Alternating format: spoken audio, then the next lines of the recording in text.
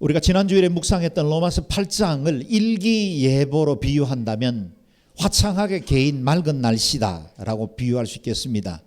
그 어떤 존재, 그 어떤 상황도 그리스도 안에 있는 우리를 하나님의 사랑에서 끊을 수 없다는 이 위대한 선언으로 인해서 우리는 용기와 힘을 얻고 그 확신 가운데 서서 하나님의 은혜를 누리는 기쁨, 감사가 충만한 삶을 살게 되었습니다. 그런데 오늘 9장으로 넘어오면 짙은 먹구름이 드리운 것처럼 사뭇 어두운 분위기가 느껴집니다. 그것은 사도 바울의 마음을 짓누르고 있는 큰 근심과 고통 때문이었습니다. 오늘 본문 1절 2절 자막을 통해서 다시 읽어보겠습니다. 시작. 나는 그리스도 안에서 진실을 말하고 거짓말을 하지 않습니다. 내 양심이 성령 안에서 내게 이것을 증언합니다. 곧 내게 큰 근심이 있다는 것과 내 마음에 끊임없는 고통이 있다는 것입니다. 아멘. 위대한 사도입니다. 하나님의 복음을 가지고 온 세상 가운데 주의 복음을 전파하던 사람입니다. 그런데 양립될 것 같지 않는 두 개의 마음이 그의 안에 존재하는 것을 봅니다. 분명 그는 구원의 확신과 기쁨, 영광으로 충만해져 있죠. 동시에 그의 마음속 한가운데 납덩이처럼 무겁게 그를 짓누르고 있는 또 다른 근심과 고통이 있었습니다. 그 문제가 얼마나 심각했던지 큰 근심이다, 끊임없는 고통이다, 그렇게 표현할 정도였습니다. 잠깐 감정적으로 흔들리고 마음 어려운 시간으로 보내는 정도가 아닙니다. 해결되기 전까지는 결코 노인받을 수 없는 족쇄와 같은 그 무엇이 그의 마음을 붙들고 있었던 겁니다. 바울은 이 일로 자신이 얼마나 고통스러워하고 있는지 성령님과 그리스도를 증인으로 내세울 만큼 자신의 양심이 이 고통 가운데 있다고 고백하고 있습니다. 그렇다면 바울의 마음을 이토록 힘들게 하는 문제가 무엇일까요? 3절에서 5절 말씀 읽겠습니다. 시작. 나는 내 형제 곧 육신을 따라 된 내 동족을 위해서라면 나 자신이 저주를 받아 그리스도에게서 끊어진다 할지라도 좋습니다. 내 동족은 이스라엘 사람입니다. 그들에게는 양자됨과 영광과 언약들과 율법을 세우심과 예배와 약속들이 있고 조상들도 그들의 것이요 육신적으로는 그리스도도 그들에게서 나셨습니다. 그분은 만물 위에 계시고 영원토록 찬양받으실 분이십니다. 아멘. 바울의 근심과 고통은 동족인 이스라엘이 예수 그리스도를 받아들이지 않고 있다는 사실 때문입니다. 이스라엘은 세계 그 어느 민족도 경험해 보지 못한 하나님의 특별한 은혜를 누려온 민족입니다. 선민 이스라엘이 어떤 은혜를 받았는지를 바울은 8가지로 오늘 본문에서 소개하고 있는데, 첫 번째, 그들은 열국 가운데 하나님의 선택함을 받아 친백성 곧 양자가 된 백성들이다는 겁니다. 너는 내 것이라, 내 아들이라 불렀죠. 또한 하나님은 이스라엘을 영광스럽게 만드셨습니다. 떠돌이 핫비루의 후손이었던 그들에게 수많은 기적과 능력을 허락해 주셨고 주변 나라들이 두려워할 만한 권세를 허락하셨죠. 세 번째, 아브라함과 모세, 다윗과 같은 조상을 통해서 언약을 주셨고 그 언약을 가지고 열국의 축복의 통로가 되는 제사장 나라가 되었습니다. 네 번째, 하나님으로부터 직접 받은 율법으로 인해서 신앙과 삶의 법도를 가진 민족이 되었습니다. 다섯 번째, 예배를 통해 하나님의 보좌 앞으로 언제든지 나아갈 수 있게 되었습니다. 5가지 제사들을 통해서 하나님 앞에 나아갈 수 있는 특권을 누리게 된 것입니다. 여섯 번째, 또한 성경에 기록된 수천 가지의 약속, 그것이 바로 이스라엘에게 집중되어 있었다는 겁니다. 일곱 번째, 위대한 신앙의 조상들이 다 이스라엘의 혈통에서 나왔습니다. 우리가 지금 설교하고 기억하고 부르는 모든 믿음의 열조들이 다 이스라엘 혈통에서 나왔습니다. 여덟 번째, 마지막으로 그 무엇보다 온 세상을 구원하실 그리스도가 이스라엘에게서 태어났습니다. 이 중에 한 두어 가지만 만약에 어느 민족이 가졌다 해도 이건 대단한 특권이라 할 수 있는데 이스라엘은 이 모든 은혜를 독식하다시피 누리고 있었습니다. 바울 그 자신도 이스라엘 사람 중에 하나였습니다. 그래서 이 놀라운 은혜, 하나님께서 이스라엘을 향하신 그 복을 나열하면서 찬양하지 않을 수가 없었습니다. 그분은 만물 위에 계시고 영원토록 찬양받으실 하나님이십니다. 아멘. 그 어떤 찬양, 그 어떤 고백을 다 드려도 하나님께서 당신의 백성들에게 베푸신 은혜 다 노래할 수 없었습니다. 마땅한 일이었죠.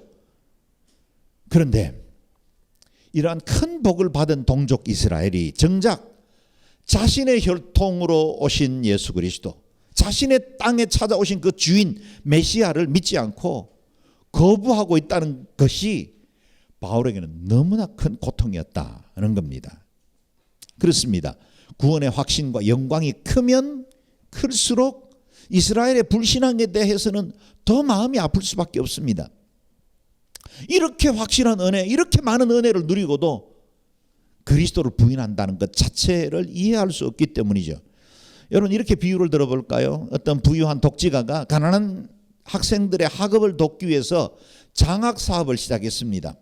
후원을 받은 학생들이 자신들이 공부할 수 없는 환경이었는데 이 독지가의 도움으로 공부를 하게 되니 얼마나 열심히 성실히 했겠습니까? 좋은 학교에 진학도 하고 안정된 직장에 취업도 합니다. 이렇게 성공적인 삶을 살아가는 학생들을 볼 때마다 이 독지가의 보람과 기쁨이 너무나 큽니다.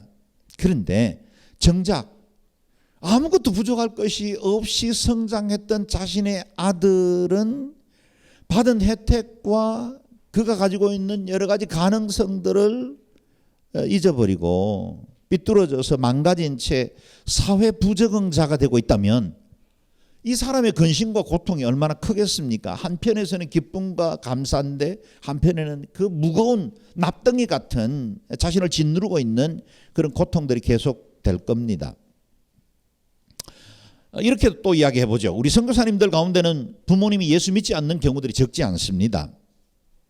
자신은 해외로 나가 이방인들에게 복음을 전하고 정말 그 오지에서 교회를 개척하고 많은 사람들이 예수 믿어 세례를 받고 하나님의 그 구원의 감격에서 영광스러운 예배가 이루어지고 있는데 정작 자신의 피를 나누어 주었던 가장 사랑하고 가까운 우리 부모님은 복음을 거절하고 있습니다. 하나님 나라 확장에 쓰임받는 것이 너무나 기쁘고 감사한 한편 믿지 않는 부모님을 생각하면 그 안타까움이 더 커집니다. 실제로 이와 같은 아픔을 겪고 있는 우리 선교사님들이 적지 않습니다. 바울이 가진 이 큰 근심과 끊임없는 고통이 바로 이런 것일 겁니다. 바울의 이 절박한 고백을 다시 보십시오. 나는 내 형제 곧 내 육신을 따라 내 동족을 위해서라면 나 자신이 저주를 받아 그리스도에게서 끊어진다 할지라도 좋습니다. 바울은 이방인을 위한 사도로 부름받았습니다. 그래서 이방 여러 세계 지역에 당시에 로마가 지배하고 있던 그리고 로만 사회를 다니면서 복음을 전파하고 가는 곳곳마다 교회들이 개척되어지고 수많은 사람들이 주교로 돌아왔습니다. 이같이 하나님의 나라가 확장되는 일에 전면에 서 있는 자신이 얼마나 영광스러울까요? 얼마나 감사할까요?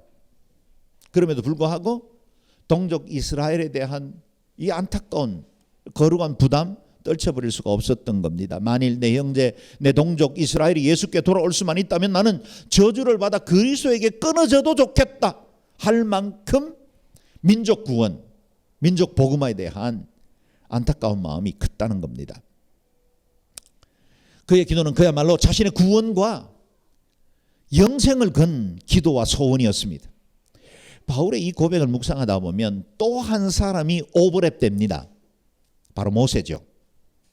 이스라엘 백성들은 홍해의 기적을 경험했습니다. 하늘에서 내리는 만나를 먹었습니다. 마라의 썰물이 단물로 바뀌는 기적도 경험했습니다. 구름 기둥과 불 기둥으로 그 앞서 행하시는 하나님의 영광을 늘 체험하고 있어요. 그러나 모세가 시내산 꼭대기에서 하나님과 독대하던 이 40일을 참지 못하고 금송아지 우상을 만들고 그 앞에 춤추며 뛰어놀며 우리를 인도한 신이 바로 이것이다 라고 한 것입니다. 하나님께서 진노하셨습니다. 광야에서 이스라엘 백성들을 썰어버리고 모세 너를 통해서 새로운 민족 하나를 일으키겠다 그렇게 말씀하셨습니다. 모세 자신도 분합니다. 기가 막힌 일이죠. 그러나 지금까지 이끄신 그 하나님의 은혜를 생각하며 이 민족 공동체를 구해내야만 했었습니다. 그때 중보하며 기도한 내용이 출애굽기 32장에 기록되어 있죠. 여러분 기도하는 마음으로 같이 읽어보겠습니다. 시작. 그러나 이제 그들의 죄를 용서해 주십시오. 용서하지 않으시려거든 부디 주께서 기록하신 책에서 제 이름을 지워버리십시오. 제 이름이 생명책에서 지워지는 한이 있더라도 이 민족 살려주십시오. 얼마나 절절한 기도입니까? 한편 얼마나 극단적이고 무서운 기도입니까? 아무리 동족과 공동체가 중요하지만 나의 영원한 생명을 걸고 이런 기도를 드려도 괜찮은가 싶을 정도입니다.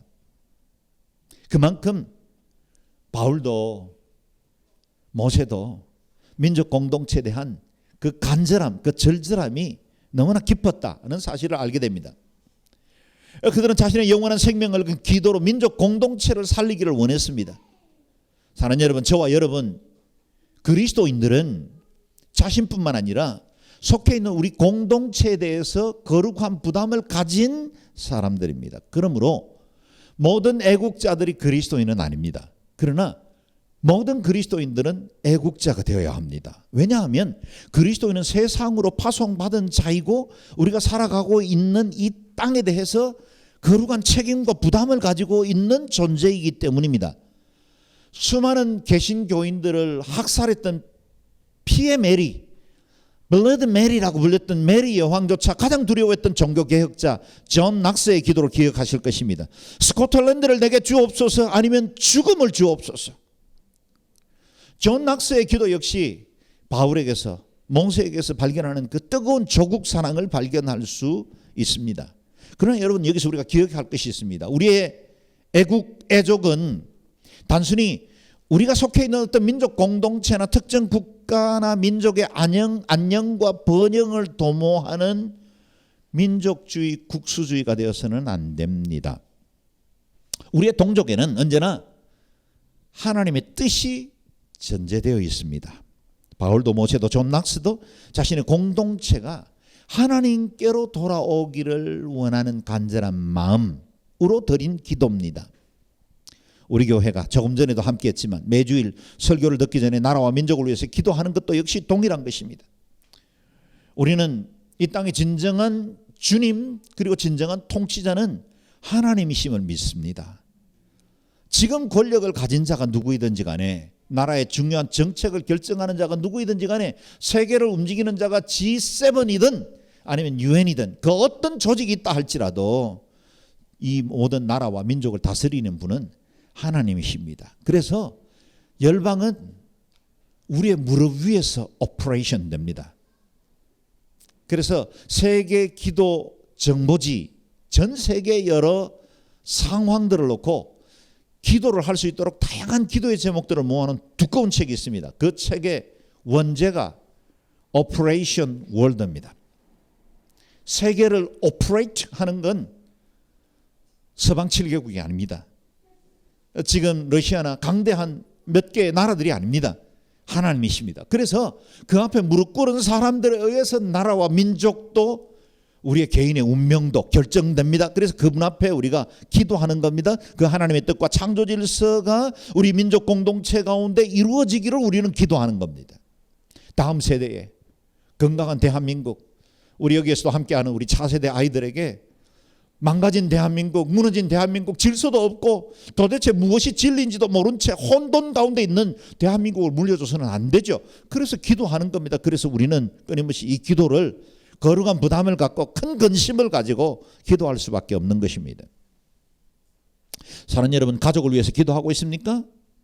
혹 자녀를 위해서, 남편과 아내를 위해서 기도하고 있습니까? 그들의 건강과 성공과 평안을 위해서, 미래의 출세를 위해서 기도하는 것도 마땅합니다. 그러나 무엇보다 그들이 하나님의 뜻을 이루는 사람이 되도록 기도해야 합니다. 만일 우리 가족 중에 아직 그리스도를 믿지 않는 사람이 있다면 바울의 큰 고민과 끊임없는 고통을 가지고 기도해야 합니다. 만약 내게 그리스도의 유일성, 구원의 확신이 분명하다면 아직도 그리스도를 알지 못하는 사람들에 대한 고통, 안타까움도 더 커질 겁니다. 이건 반비례합니다. 내가 하나님을 사랑하는 그 마음들이 깊어지고 커지면 커질수록 반대로 고통과 안타까움도 더 커지게 되어 있습니다. 만일 신앙도 없고 복음을 들을 기회도 없는 가족과 이웃을 보면서도 아무런 안타까움도 들지 않는다면, 하나님의 질서를 회방하고 거역하는 이 국회를 보고도 우리에게 아무런 도전도 염려도 들지 않는다면, 정말 내 안에 그리스도가 주인이신지, 정말 그리스도의 구원의 유일성을 내가 진짜 믿는 사람이 맞는지를 돌아보아야 합니다. 천국과 지옥에 대한 믿음이 확실하다면 아무런 일 없는 것처럼 내 불신자 친구를 대할 수는 없습니다. 내 속에 복음이 확실해지면 이 복음 전하지 않고는 견딜 수 없게 되는 겁니다. 마치 에레미야 선지자의 고백과 같습니다. 단식을 보십시오. 내가 다시는 여호와를 선포하지 아니하며 그의 이름으로 말하지 아니하리라 하면 나의 마음이 불붙는 것 같아서 골수에 사무치니 답답하여 견딜 수가 없나이다. 이게 하나님의 그 은혜를 제대로 경험한 사람들, 복음의 능력과 우리의 삶이 그냥 이 땅에서 잠시 90년 100년 살다가 끝나는 인생이 아니라 영원한 천국, 영원한 지옥 가운데로 나눠지게 됐다는 사실을 알고 있는 사람들, 마지막 최후의 심판이 있다는 사실을 알고 있는 사람들이 고백하는 우리의 마음이 되어야 한다는 겁니다. 성경 말씀 제대로 깨닫고 믿으면 그 말씀 전하지 않을 수 없습니다. 생명의 말씀, 좌우의 날선 검 같은 그 말씀이 내 속에서 나를 찌를 거예요. 주변을 돌아보십시오. 만일 누군가가 아직 예수를 믿지 않고 있다면, 지금 여러분의 기억 속에 떠오르는 어떤 누군가가 있다면, 그는 지금 영원한 심판의 그림자 아래에 있는 것입니다. 저주와 심판이 얼마나 무서운지를 알고 깨달은 우리가 그들을 구해내고 건져내야 합니다. 불이 난 집에 곤히 잠들어 있는 가족이 있다면 소리를 질러 깨워야죠. 나만 안전한 곳으로 피했다고 해서 안심할 수는 없는 겁니다. 저와 여러분 안에 바울이, 모세가, 그리고 존 낙스가 가졌던 이 공동체에 대한 뜨거운 열망들이 불같이 구원의 열정으로 일어나기를 주의 이름으로 축원합니다. 아멘. 이점에서 우리가 해결하고 넘어가야 할 의문 하나를 발견하게 됩니다. 의문이죠. 예수님께서 구약의 말씀의 성취로 오신 것이 분명하다면 당연히 믿고 구원받아야 할 이스라엘은 왜 예수를 믿지 않는 걸까요? 하는 겁니다.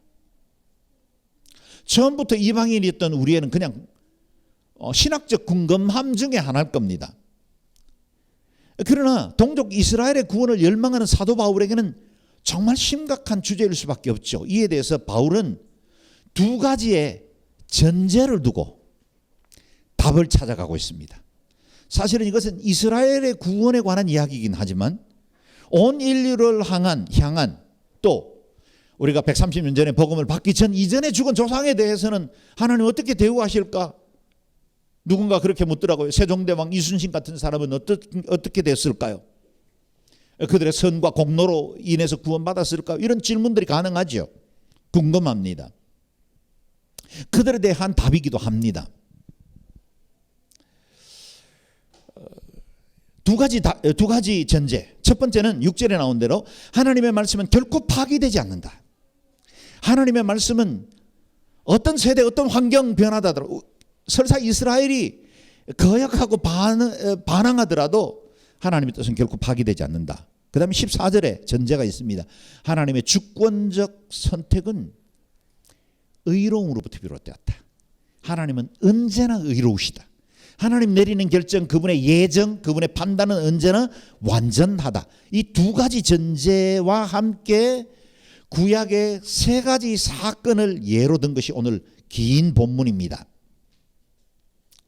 본문 이해가 좀 난해한 부분들도 없지 않아 있습니다. 그러나 여러분 중요한 내용들을 짚어갈 때 잘 이해해 볼 수 있기를 바랍니다. 먼저 첫 번째 예는 이삭과 이스마엘의 선택 문제이죠. 6절에서 9절 말씀을 같이 읽겠습니다. 시작. 그러나 하나님의 말씀이 파기된 것 같지는 않습니다. 이스라엘에게서 난 사람이라고 해서 다 이스라엘이 아니고 아브라함의 씨라고 해서 다 그의 자녀가 아니기 때문입니다. 오히려 이삭에게서 난 자라야 내 씨라고 불릴 것이다 라고 하셨습니다. 곧 육신의 자녀가 하나님의 자녀가 아니라 오직 약속의 자녀가 씨로 여김을 받는다는 것입니다. 약속의 말씀은 이것입니다. 내년 이맘때 내가 올 것이니 사라에게 아들이 있을 것이다. 아멘. 일찍이 하나님께서 아브라함과 이스라엘 민족을 선택하신 것은 장차 오실 메시아를 위해서, 그 구원의 완성을 위해서 선택한 사람들입니다. 그 때문에 메시아가 오시기 전까지 이스라엘이라는 한 민족 공동체는 율법을 가졌고 제사를 가졌고 조상과 언약을 가진 채 그들은 정결하고 거룩해서 메시아의 날을 대망하고 기다려야만 했습니다. 복의 근원이 되어야 했고 제사장 나라가 되어야 했습니다. 그런데 오히려 그들은 자기 백성을 찾아오신 하나님의 아들을 거부하고 십자가에 못 박았으며 부활의 주님조차도 믿지 않았습니다. 그렇다면 선택하셨던 하나님의 그 언약과 말씀은 파기된 것입니까? 그렇게 묻는 겁니다. 그런데 바울은 결코 그럴 수 없다고 하십니다. 우리 하나님은 실수도 하지 않는 분입니다. 실패도 존재하지 않습니다. 비록 이스라엘이라는 혈통적 공동체가 메시아를 거부하고 있지만 그 가운데 구원을 얻을 자는 따로 구별하셨다. 이스라엘 공동체 안에도 예수 그리스도를 나의 구주로 믿는 사람들은 따로 구별하셔서 하나님이 새로운 언약의 계보를 시작하신다는 겁니다. 그 예로 똑같이 아브라함에게서 태어났지만 언약의 계보를 이루는 자는 이삭입니다. 그리고 이스마엘은 육이 되었습니다. 계보에서 제외되었죠. 8절에 보면 곧 육신의 자녀가 하나님의 자녀가 아니라 오직 약속의 자녀가 씨로 여김을 받는다는 것입니다. 아브라함의 혈통이에요. 믿음의 조상에게서 태어난 것입니다. 당시에는 처벌두는 일들이 많았기 때문에 당연히 하갈의 자녀도 언약의 자녀가 될 수 있었습니다. 더구나 순서적으로 보면 이스마엘이 장자입니다. 그래서 지금 그릇된 성경의 해석으로 이루어진 것이 지금의 아랍권들이죠. 그런데 언약의 계보는 오직 약속의 자녀, 혈통이 아니라 피가 아니라 하나님의 그 언약을 받은 자를 씨로 여김을 받는다는 겁니다. 왜냐하면 하나님께서 친히 아브라함과 사라를 찾으셔서 내년 이맘때 내 몸에서 자녀가 태어날 것이다. 그가 바로 하나님의 언약을 이어갈 것이다 라는 말씀, 약속을 가진 자가 이삭이기 때문입니다. 아브라함의 직계 두 아들 중에도 하나는 약속의 자녀가 되었고 하나는 언약에서 배제되었다는 사실을 이스라엘이라는 공동체 전체가 혈통이기 때문에 구원받는다는 건 아니다는 것입니다. 자동적인 구원 없습니다. 모태신앙 자동적으로 구원받지 않습니다. 온누리교회 등록교인 자동적으로 구원받지 않습니다. 내 믿음이 중요합니다. 내 안에 있는 구원의 고백, 언약의 후손이 되어야 합니다. 약속의 씨앗이 되어야 합니다. 보십시오. 이스라엘 중에도 예수 믿어 구원에 이르는 자들이 많았죠. 예수님의 제자들 다 이스라엘 자손들이었습니다. 예수님을 따르던 여인들과 그리고 심지어는 바리새파 사람들 가운데도 예수 믿고 제자된 자들이 많았습니다. 또한 오순절의 절기를 지키기 위해서 예루살렘에 모였던 사람들이 3,000명, 5,000명씩 하루에 회개한 모든 사람들, 예루살렘 교회를 구성한 모든 사람들은 다 이스라엘입니다. 다시 말하면 이스라엘이라는 공동체 전체가 하나님을 배역해서 아무도 안 믿은 게 아니라 그 가운데 새로운 하나님의 언약의 계보가 시작되었다는 겁니다. 그 가운데 예수 믿고 거듭나 하나님의 자녀, 새로운 언약의 자녀를 이루는 이들을 두셨다는 겁니다. 하나님의 약속이 파기되지 않은 것이죠. 그래서 육신의 자녀가 아니라 약속의 자녀가 중요하다는 겁니다. 우리 제치훈 목사님이 이스라엘 선교사였습니다. 현대 이스라엘에도 메시아닉 주라고 부르는 메시아를 믿는 유대인 그런 뜻입니다. 메시아닉 주라는 그 유대인들이 함께 모여서 예배를 드립니다. 그들 가운데 예배를 드리면 남다른 정말 감동과 은혜가 있습니다. 그들 역시 0.5% 정도밖에 되지 않습니다. 전체 이스라엘에는 구원받은 사람이 소수죠. 그러나 그 가운데도 하나님은 새로운 언약의 계보를 먼저 그들에게 허락하셨고, 그들을 통해서 아직도 메시아를 받아들이지 않고 있는 이스라엘 백성들에게 복음을 전파하기를 원합니다. 그래서 이방인인 우리가 도리어 이스라엘 땅에 가서 그들로 예수 그리스도의 복음을 전파할 동력을 불러일으키고 있는 겁니다. 그건 아마 이제 9장, 10장, 11장 묵상하면서 계속해서 나오기 때문에 좀 더 자세히 이후에 말씀을 드리겠습니다. 예수 그리스도 안에서 약속의 씨가 있습니다. 그 약속의 씨가 이스라엘의 소수입니다. 그런데 그것이 열방으로 가서 온 세계 모든 민족 가운데 확산되었습니다. 그것이 바로 저와 여러분입니다. 오늘 저와 여러분이 구성하고 있는 이 교회가 약속의 씨를 이어받은 교회입니다. 두 번째 예가 이어집니다. 이번에는 에서와 야곱의 선택 문제입니다. 10절에서 13절 말씀 같이 읽겠습니다. 시작. 그뿐 아닙니다. 리브가가 또한 우리 조상 이삭 한 사람으로 인해 임신했는데 그 자식들이 아직 태어나지도 않고 또 어떤 선이나 악을 행하기도 전에 택하심을 따라 되는 하나님의 뜻이 행위로 인하지 않고 오직 부르시는 분으로 인해 쓰게 하려고 리브가에게 말씀하시기를 큰 자가 어린 자를 섬길 것이다 라고 하셨습니다. 기록되기를 내가 야곱은 사랑하고 에서는 미워했다 라고 한 것과 같습니다. 아멘. 이삭의 아내 리브가 한 배에서 쌍둥이가 태어났습니다. 에서와 야곱입니다. 그런데 같은 배에서 태어났고 아브라함의 하나님, 이삭의 하나님의 후손으로 태어났는데 그들이 태어나기도 전에 누가 언약을 이어갈지가 선택되었습니다. 그걸 우리는 예정이라고 부르죠. 그들이 살아가면서 선이나 악을 행하기도 전입니다. 그런데 큰 자가 어린 자를 섬기게 될 것이다 말씀하셨고, 내가 야곱은 사랑하고 에서는 미워했다라는 결정이 나버린 겁니다. 우리가 알고 있는 대로 성경에서 만나는 그 에서는 훨씬 더 남성답습니다. 대범하고 생활력이 뛰어납니다. 그에 비해서 야곱은 유약하고 잔꾀에 능한 사기꾼 같은 사람이었습니다. 상식적이라면 야곱이 아니라 에서가 선택되는 게 마땅합니다. 뭘로 비교해도 에서가 야곱에 비해서 더 나은 사람입니다. 그런데 정작 언약의 계보는 에서가 아니라 야곱을 통해서 이어지게 되었다. 그래서 야곱의 이름이 이스라엘이라는 이름을 야복강가에서 받고 그 12아들이 민족 공동체를 이루게 되었다는 겁니다. 이후에 그 하나님의 선택의 결과로 인해서 아브라함의 하나님, 이삭의 하나님, 에서의 하나님이 아니라 야곱의 하나님이라 불리게 되었다는 겁니다. 이 선택하심에는 야곱의 성품이나 야곱의 노력 영향을 미치지 않았습니다. 에서의 인격과 남자다움 전혀 영향을 미치지 않았습니다. 하나님의 전적인 선택과 예정으로 말미암는 결과입니다. 그런 점에서는 어느 한편의 선택은 선택받지 못한 어느 누군가에게 불공평한 결과를 낳을 수가 있습니다.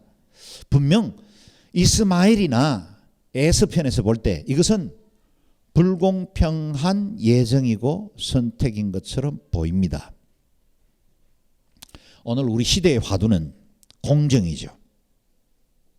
공정하지 않는 것에 대해서 젊은이들은 굉장히 분노합니다. 이것이 사회적 분노를 일으키고 때로는 행동으로 드러나기도 하죠.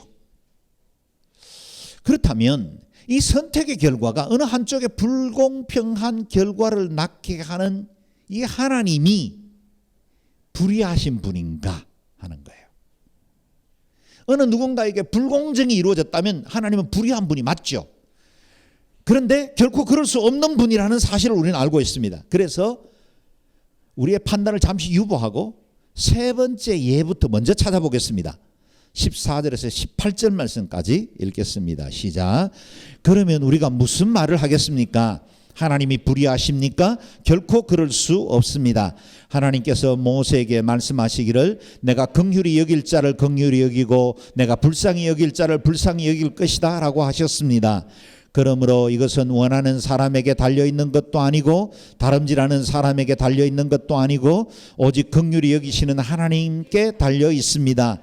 성경에서 바로에게 말씀하시기를 내가 이를 위해 너를 세웠으니 곧 너로 인해 내 능력을 나타내고 내 이름이 온 땅에 전파되게 하려는 것이다 라고 했습니다. 이와 같이 하나님께서는 원하는 사람을 긍휼히 여기시고 원하시는 사람을 완악하게 하십니다. 아멘. 세 번째 예로 등장하는 사람은 애굽 왕 바로입니다. 바로 역시 선택받았지만 그는 하나님의 권능과 영광을 드러내기 위한 악역으로 선택받았습니다. 바로의 마음이 강팍했기 때문에 그는 열 재앙이 지속적으로 이집트 땅에 쏟아지게 하는 역할을 합니다. 하나님께서 바로의 마음을 강팍하게 하셨다라는 것은 결과적인 말씀이고 실제로는 바로의 마음속에 강팍함이 있었죠. 하나님의 허용이라 그렇게 말할 수 있겠습니다. 이 바로의 강팍함이 애굽에 열 재앙이 쏟아지면서 애굽에 그들이 섬겨왔던 모든 우상과 신들이 헛것이고 하나님 한 분만 진정한 권세 있는 자이심을 드러내는 계기가 되었다. 그 동기와 과정으로 쓰임받은 것이 바로의 선택이었다는 겁니다. 한편 그렇게 자주 불평하고 원망하며 우상을 섬겼던 이스라엘 민족은 선택받아 가나안을 약속받게 되었고 그 광야 40년을 하나님께서 기가 막힌 은혜로 그들을 밀도 있게 인도해 주셨습니다. 억울하잖아요. 바로 편에서는 선택받은 그가 억울하다라고 할 수밖에 없습니다. 이해할 수 없는 선택이죠. 오늘 본문에 내가 긍휼히 여길 자를 긍휼히 여기고 내가 불쌍히 여길 자를 불쌍히 여길 것이다. 누가 결정하십니까? 하나님이십니다. 주권이 누구에게 있습니까? 하나님께 있는 것입니다. 드라마에 출연하는 탤런트들은 자신의 역할을 스스로 결정하는 게 아닙니다. 시나리오에 따릅니다. 그리고 감독이 각자의 역할을 맡기고 감독이 연출하는 것에 따라서 배역을 맡습니다. 악역을 맡았던 단역 배우가 밖에 하지 못하던 그 모든 결정은 감독에게 있습니다. 사는 여러분, 이 땅에서 일어나는 모든 선택도 그 주권이 하나님께 있습니다. 왜요? 하나님이 창조하셨고 하나님이 지배하시기 때문입니다. 이와 같이 하나님께서는 원하시는 사람을 긍휼히 여기시고 원하시는 사람을 완악하게 하십니다. 감독이신 분이시죠. 아직도 여러분 마음속에는 충분히 이 말씀에 대해서 하나님의 그 공정하심이 받아들이지 않을 겁니다. 당연합니다. 토기장이가 이제 다음 주에 우리가 묵상하겠지만 토기장이가 똑같은 진흙으로 귀하게 쓸 그릇을 빚어줄 수도 있고 그것으로 천히 쓸 그릇을 만들 수도 있습니다. 누가 결정합니까? 토기장이가 하십니다. 그러므로 오늘 우리에게 주어진 모든 선택은 하나님의 의로우심의 결과입니다. 하나님께는 불의하심이 전혀 없습니다. 그러므로 하나님의 선택과 예정하심은 언제나 완전하고 의로운 결과로 나타납니다. 아멘. 아멘. 여기까지 아멘 하셔야 그 다음 말씀이 좀 더 이해가 됩니다. 아멘이죠? 우리가 예정과 선택에 대해서 이해할 때 진짜 경계해야 할 착각 하나가 있습니다. 하나님께서 그 누군가를 선택한 결과로 선택받지 못한 어느 누군가는 억울해진다고 생각을 하는 거예요. 이게 착각이에요. 이건 우리 인간들이 가지고 있는 큰 착각 중에 하나입니다. 우리는 다 구원받을 자격이 있는데 누군가는 구원이 예정되어 있고 누군가는 심판이 예정되어 있다라고 생각하는 겁니다. 결코 그렇지 않습니다.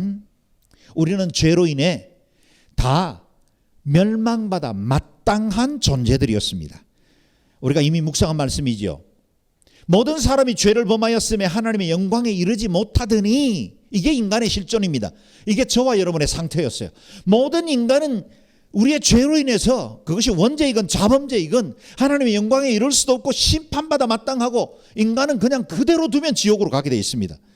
여러분, 사람들을 지옥으로 보내기 위해서 해야 될 일이 뭘까요? 가만두면 됩니다. 만약에 아무 일도 행하지 않고 어떤 사람이 자연인으로 태어났다 자연인으로 살다가 자연인으로 죽으면 지옥 갑니다. 이게 인류가 처해 있는 운명입니다. 실존이죠. 저주와 심판 아래 멸망받아야 마땅합니다. 그런데 이어지는 말씀에 특별한 혜택과 은혜가 주어졌습니다. 24절 같이 읽어볼까요? 시작. 그리스도 예수 안에 있는 속량으로 말미암아 하나님의 은혜로 값없이 의롭다 하심을 얻은 자 되었느니라. 아멘. 여기 예수 그리스도 안에 있는 속량, 대속죄물로 되셨다는 거죠. 하나님의 은혜입니다. 그리고 값없이 주어진 것입니다. 내가 공로가 있어서, 내 인격이 이 정도면 구원받을 자격이 있어서, 우리 어머니 아버지가 신앙생활을 하고 있기 때문에, 내 신앙적 배경이 5대고 3대이고 신앙생활을 해왔기 때문에 그거 아닙니다. 값없이 하나님의 은혜로 우리는 의롭다 인정을 받았다는 겁니다. 우리는 에베소서 2장 말씀처럼 본질상 진노의 자식들이었는데, 그 가운데 특별한 어떤 그룹들이 선택을 받아서 구원받았습니다. 누굽니까? 바로 저와 여러분이에요. 할렐루야. 특별한 사람들, 다 멸망받아야 되는데 그 멸망 중에 어떤 소수의 사람들이 선택받아 구원을 받았습니다. 이것이 바로 저와 여러분을 찾아오신 하나님의 사랑 이야기입니다. 위대한 Great Love Story죠.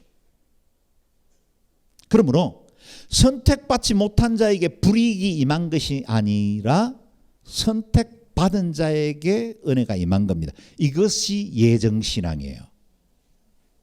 여러분, 예정을 이해할 때 우리가 너무 우리 인간적인 생각과 판단을 가지고 하나님의 공의로우심조차 회의를 할 때가 많은 거예요. 여러분, 이건 우리가 고백하는 겁니다. 선택받은 자가 받은 은혜에 감사하는 겁니다. 이전에 섬기던 양지 온누리교회에 자녀 3명을 입양해서 기르는 신실한 부부가 있습니다. 아빠가 교회 직원입니다. 보수가 많을 리가 없죠. 넉넉지 않는 삶입니다. 그런데 아이들을 1명, 2명 입양하기 시작해서 3명까지 입양했고 정말 지극정성으로 키웁니다. 사랑과 믿음으로 양육하는 좋은 부모의 모델입니다. 아이들을 입양할 때마다 공교롭게도 40일 우리 온누리교회 작은 예수 새벽기도회하고 일치했어요. 그래서 엄마가 아이들 그 한겨울에 포대기에 둘둘 말아서 막 입양된 아기와 또 다른 아이들을 이끌고 교회에 와서 40일 새벽기도를 다 채웠어요. 정말 너무나 귀하고 존경스러운 가족입니다. 그런데 이 가정에 입양된 아이들을 생각하면 너무 이쁘고 너무 귀한데 참 은혜다, 이런 생각이 듭니다. 보육원에는 어쩔 수 없이 부모에게 버림받았거나 아니면 부모가 양육할 수 없는 상황 중에 있는 아이들이 많이 모여 있습니다. 이 두 부부가 보육원에서 아기들을 보면서 그 중에 한 아기를 선택했을까요? 그렇지 않아요. 자기 양심상 그렇게는 못하겠더라는 거예요. 그래서 새 아이다 보육원에서 추천하는 아이 그냥 그대로 받았대요. 근데 아이들이 너무 이쁘고 너무 아주 밝게 잘 성장하고 있습니다.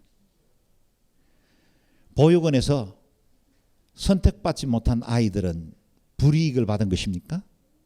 아닙니다. 당연히 그렇게 사는 것이 지금 그들의 운명처럼 주어져 있습니다. 그런데 어떤 아이들은 구별돼서 두 부모의 엄청난 사랑을 흠뻑 받으면서 그리스도 예수의 사람으로 구김없이 자라날 수 있게 되었어요. 그렇다면 이렇게 묻죠. 저와 여러분은 무슨 이유로 하나님께 선택받게 되었습니까? 모릅니다. 분명한 것은 있습니다. 자격 없었습니다. 내 행실도 성품도 속이는 자 야곱보다 더 낫지는 않았습니다. 자주 배반하고 불순종하던 이스라엘보다 우리의 삶이 더 나은 것이 결코 없었다는 게 우리의 진솔한 고백입니다. 그런데 성경 속 인물들이 선택받은 것처럼 여러분도 저도 선택받아 구원받았습니다. 이렇게 예배하고 있습니다. 하나님의 자녀가 되었습니다. 여기에 은혜라는 말 외에 무엇으로 더 설명이 필요하겠습니까? 이 하나님의 은혜에 대해서 그 어떤 하나님의 공의로우심에 대해서 우리가 이의를 제기할 수 있겠습니까? 그래서 예정신앙에 마땅한 반응은 감사와 찬양밖에 없습니다. 여러분 안에 선택받은 이 은혜 늘 감사할 수 있기를 바랍니다. 그리고 받은 은혜에 마땅하게 먼저 구별된 자답게 이 민족 공동체를 가슴으로 안고 함께 기도하고 이 땅을 치유하고 더 많은 사람들이 예수 믿게 하는 일에 쓰임받는 저와 여러분 그리고 영종 온누리교회가 되시기를 주의 이름으로 축원합니다. 아멘. 함께 찬양하며 고백했으면 좋겠습니다. 아, 하나님의 은혜로 이 쓸데없는 자 왜 구속하여 주는지 난 알 수 없도다. 함께 찬송합니다.